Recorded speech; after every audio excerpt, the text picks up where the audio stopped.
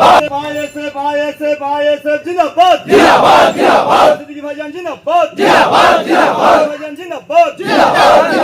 বোনেরাও আমাদের বক্তব্য শুনছেন। মা বোনেদেরও ধন্যবাদ, শুভেচ্ছা, অভিনন্দন জানিয়ে আজকে এই নির্বাচনের প্রাককালে 2026 সালে বিধানসভা নির্বাচনে বাম সমর্থিত আইএসএফ প্রার্থী মফিদুল হক শাহজির সমর্থনে খাম চিহ্নে ভোট দেওয়ার নিবেদন অনুরোধ করে সবাইকে শুভেচ্ছা অভিনন্দন জানিয়ে ছোট্ট দুটো চারটে কথা উপস্থাপন করছি। আমাদের পূর্ববর্তী বক্তারা অনেক কথাই আপনাদেরকে বলেছেন, শুধু আমি এটুকু বলবো যে দেগঙ্গায় দীর্ঘদিন ধরে রাজনীতি করছি। আমি পঞ্চায়েত সমিতির সভাপতি ছিলাম, ইস্তিয়াজের সহধর্মিনী পঞ্চায়েত সমিতির মেম্বার ছিল। আমি চেষ্টা করেছি নিঃস্বার্থভাবে সততার সঙ্গে দেগঙ্গা পঞ্চায়েত সমিতিতে কাজ করা। আজকে দীর্ঘদিন এই রাজনীতির প্রাককালে দাঁড়িয়ে এমন একটা প্রার্থীকে দলে দাঁড় করিয়ে দিল যে একটা দুর্নীতিযুক্ত প্রার্থী, তার বিরুদ্ধে আমরা দেগঙ্গার মানুষের মতামত নিয়ে আজকে সংযুক্ত মোর্চাতে জয়েন করে আমাকে প্রার্থী করেছে গুরুদায়িত্ব নওশাদ সিদ্দিকী সাহেব আমার হাতে তুলে দিয়েছে। আমি আপনাদের কাছে এটুকু বলতে চাই যে আপনারা যেভাবে আমি যেদিন প্রার্থী আমার ঘোষণা হলো, আমি যেদিন দাদা হুজুর পীর কেবলা রহমতুল্লাহ সালামের কবর জিয়ারাত করে দেগঙ্গার মাটিতে আমরা রবিউল সাহেবরা, মুজাফফর ভাইরা, ইস্তিয়াজরা, ময়না ভাইরা সহ চিন্টু ভাইরা যেদিন আমরা দেগঙ্গায় পা রাখলাম, মানুষের উচ্ছ্বাস উদ্দীপনা, কাউকে আমরা কিন্তু লোভনীয় খাওয়ার প্রলোভন দেখাইনি। আমরা কাউকে 1 লিটার তেলও দিয়ে মানুষজন আনিনি। তার কারণ আমাদের ওই কালো টাকা বা কাটমানির টাকা বা ঘুষের টাকা আমাদের কাছে নেই।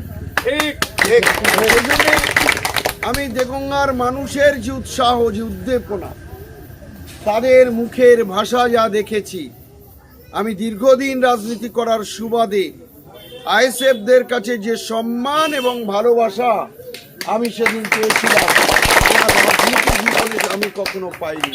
সেজন্য আমি আইএসএফের কর্মীদেরকে, ইন্ডিয়ান সেকুলার ফ্রন্টের কর্মীদের কাছে আমি নত মস্তিষ্কে আমি কৃতজ্ঞতা স্বীকার করি।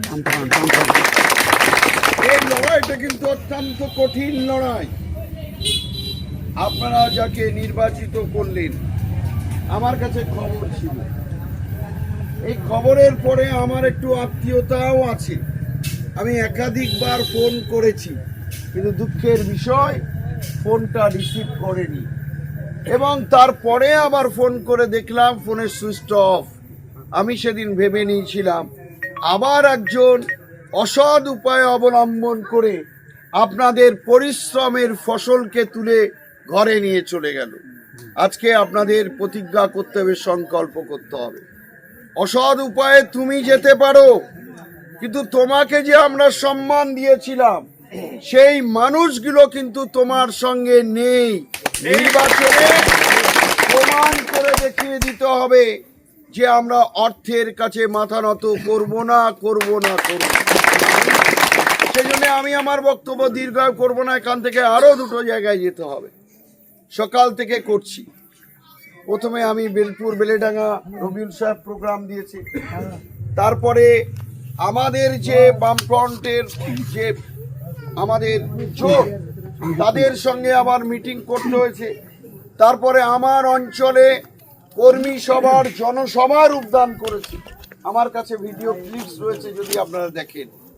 আমার এলাকায় বলেছে সভা করে যে 5000 ভোটে নাকি বান্ডিল করে, যার বুথে নিজের গ্রামে জিততে পারে না। বিশেষ করে আজকের এই অনুষ্ঠানটা হলো আমাদের কর্মী সভা এবং জয়েন্ট সভা।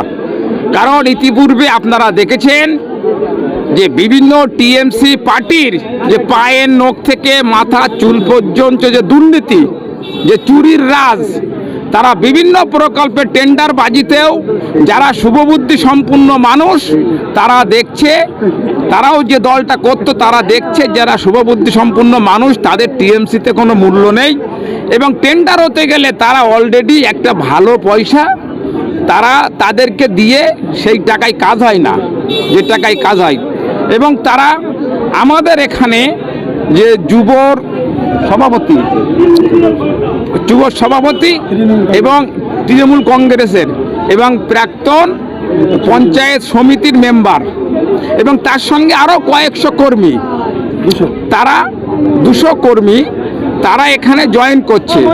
কারণ তারা বুঝে গেছে যে মানুষের গণতন্ত্র অধিকার রক্ষা করতে গেলে আইএসএফের হাতকে শক্ত করতে হবে এবং আগামী দিন নওশাদ সিদ্দিকী যেভাবে বিভিন্ন পিছিয়ে পড়া দলিত আদিবাসী সংখ্যালঘু ওয়াকফ সম্পত্তি রক্ষা, যার যেমন যোগ্যতা, সংখ্যালঘুদের যে ছেলে মেয়েদের যে ওবিসি ঘোটালা করেছে এই মুখ্যমন্ত্রী, তার বিরুদ্ধে যিনি সর্বদাই লড়াই করছেন, তার কৃতকর্মে তার কাজ দেখে অনুপ্রাণিত হয়ে আমাদের ব্লক সভাপতি রবিউল বিশ্বাস, আমাদের দেগঙ্গা ব্লকের যিনি ভাইজান মনোনীত বাম সমর্থিত প্রার্থী মিন্টু সাহাজি মশাই, 84 পঞ্চায়েত সভাপতি আইএসএফের আলাউদ্দিন মণ্ডল, বিভিন্ন আমাদের সাংগঠনিক কর্মী, তাদের সঙ্গে যোগাযোগ করে অনুপ্রেরণায় আজকে এখানে জয়েন্ট সভাটা হলো। একেবারে জীবনপুর চাকলা থেকে শুরু করে দেগঙ্গার অত্র এলাকায় তৃণমূল কংগ্রেসের কর্মীরা আইএসএফে যোগদান করছে, তাহলে কি তৃণমূল কংগ্রেসে আস্থা নেই বলে যোগদান করছে, কি বলবেন? মানুষ বুঝে গেছে যে তারা যতই বড় বড় ভাষণ দিক না কেন আসলে তারা চোর, দুর্নীতিগ্রস্ত, তোলাবাজি। তাদের একটা নমুনা বলছি, শিক্ষিত ছেলে মেয়ে যখন তার অনেক MA BA আমরা দেখি যে ডিপ্লোমা ইঞ্জিনিয়ার পাশ করেও চাকরি পাচ্ছে না, তখন পেটের জ্বালায় সে একটা টোটো কিনছে, কি করে? বিয়ের পরে তার বউয়ের হার বেচে পরে তখন সেই টোটো রাস্তায় চালাতে গেলে বলছে বন্ধু আমাদের আরও দিতে হবে 40,000 50,000, বলছে বন্ধু আমার তো নেই।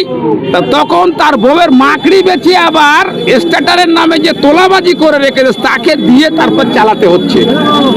এটা মানুষের কাছে খুবই দুর্ভাগ্য এবং অশুভ লক্ষণ মনে হচ্ছে। এজন্যই তো তারা, যার ফলে আইএসএফকে তারা স্বচ্ছ এবং ন্যায় প্রতিষ্ঠার দল তারা দেখছে, এই জন্যই ভিড়ে ভিড়ে দলে দলে আইএসএফে আসছে। দেখুন, প্রথম নম্বর কথা, টিএমসির এখন পায়ের তলায় মাটি নেই। ওরা যা চোর দুর্নীতি যা রাজনীতি করছে, গুন্ডার রাজনীতি করছে, মানুষ চাইছে যে দেগঙ্গা বিধানসভায় একটা স্বচ্ছ রাজনীতি দল আসুক এবং সেই দলটা হচ্ছে কি আইএসএফ। সেই দেখে মানুষ বুঝে এখন সব আইএসএফে যোগদান করছে। আমাদের এই 84 অঞ্চলের আজকের প্রায় একাধিক 100-200 কর্মী আইএসএফে জয়েন করেছে। আমার নাম রবিউল বিশ্বাস, দেগঙ্গা বিধানসভা আইএসএফের প্রেসিডেন্ট।